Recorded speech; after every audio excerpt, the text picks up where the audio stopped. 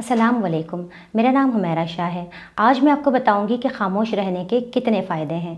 देखिए, कभी कभी ख़ामोश रहना अल्फाजों से ज़्यादा बेहतर होता है और कभी कभी अमन कर लेना जंग से ज़्यादा बेहतर होता है, फिर चाहे आपको वो अच्छा लगे या बुरा लगे।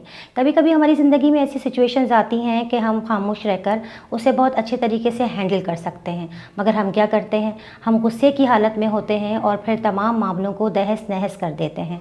ज़िंदगी की कुछ सिचुएशंस ऐसी होती हैं कि जिन्हें हम खामोश रहकर बहुत अच्छे तरीके से हैंडल कर सकते हैं। चलिए आइए मैं आपको बताती हूँ कि कुछ ऐसी सिचुएशंस आपकी लाइफ में यकीनन आती होंगी जहाँ पर अगर आप खामोश हो जाएं तो यकीनन आप अपने रिश्तों को, अपने दोस्तों को, अपनी मोहब्बतों को बचा सकते हैं।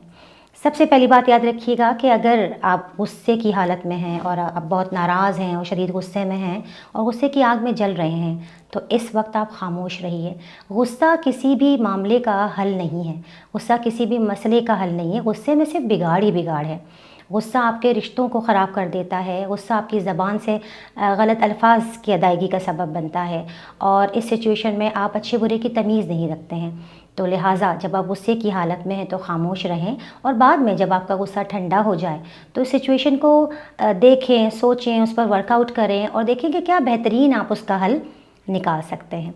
दूसरी बात मैं इसके अंदर ये ऐड करूँगी कि उस वक्त आप खामोश हो जाएं जब आपको लगे कि आपकी इस गुफ्तगू की वजह से या आपके इन अल्फाजों की वजह से आपकी किसी भी किस्म की कोई दोस्ती, कोई रिलेशन, आपकी मोहब्बतें या आपकी अपनायत में कोई फ़र्क आ रहा है, आपके अपने जो हैं वो आपसे दूर हो रहे हैं, तो ऐसे अल्फाजों का इस्तेमाल ना कीजिए। परहेज़ कीजिए ऐसे लफ्ज़ों से कि जिनमें आप अपने रिश्तों को ही खो दें और फिर बाद में आपको पछतावे के सिवा कुछ भी हासिल ना हो और आप ये सोचें कि काश उस वक्त मैं खामोश रहता तो आज मेरा रिश्ता कायम रहता और हम लोगों में ये दूरी ना आती।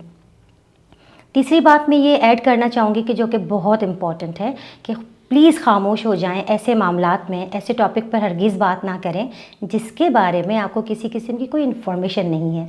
जैसे कि आपने सुन रखा होगा कि नीम हकीम ख़तरा जान, यानी कि अगर आपको किसी भी चीज़ की लिटिल नॉलेज है तो that is a dangerous thing. तो आपने देखा होगा कि बहुत सी महफ़िलों में कुछ ऐसे लोग बैठे हुए होते हैं जिनको किसी भी टॉपिक पर कोई ख़ास इन्फॉर्मेशन नहीं होती, मगर वो बोले ही चले जाते हैं और बोले ही चले जाते हैं और उनको लगता है कि बोलना हमारा हक़ है। जैसे कि आप लोगों ने नोटिस किया होगा कि आजकल सब्ज़ी वाला, दूध वाला, मोची, हर शख्स पॉलिटिक्स पर बात करता है और उनको ये ऐसा लगता है कि हक़ है हमारा इस मौजू पर बात करना। देखिए, किसी किस्म का भी मौजू हो, चाहे वो साइंस के बारे में हो, नेचर के बारे में हो, रिलीजन के बारे में हो, विज़डम के बारे में हो, लिटरेचर के बारे में हो या फिर किसी भी सिचुएशन के बारे में हो, अगर आपको उसके बारे में कोई नॉलेज नहीं है, अगर आपको उसके बारे में कोई इन्फॉर्मेशन नहीं है, तो प्लीज़ आप इस टॉपिक पर बात ना करें। ऐसा ना हो कि वहाँ पर कोई काबिल बंदा बैठा हुआ हो और वो बिला वजह आपको बेवकूफ़ होने का खिताब दे दे या आपसे कहे कि आप तो एक बेवकूफ़ इंसान हैं, आपको मालूमात है नहीं और बस आप बोले ही चले जा रहे हो, बोलना अपना हक़ समझ रहे हैं। खामोशी में ही आफ़ियत फ़रास, जब कोई अपना हमज़ुबान ना मिले। देखिए, इस शेर में फ़राज साहब ने बहुत अच्छी बात कही है कि अगर आपको ऐसा लगता है कि सामने वाला शख्स आपकी बात को समझ नहीं पा रहा, सामने वाला शख्स आपके उन तमाम इन्फॉर्मेशन के बारे में इतनी अच्छी राय नहीं रखता जो कि आपके पास है, तो ऐसी सिचुएशन में खामोश हो जाइए। उम्मीद करती हूँ कि खामोश रहकर आप बहुत सारे मसले हल कर देंगे। आखिर में गालिब का एक शेर ऐड करूँगी जो मुझे बहुत पसंद है। बात जब भी बिगड़ी लफ्ज़ों पर बिगड़ी गालिब, बात जब भी बिगड़ी लफ्ज़ों पर बिगड़ी गालिब, बेहतर होता कि हम बेज़बां होते। बहुत शुक्रिया।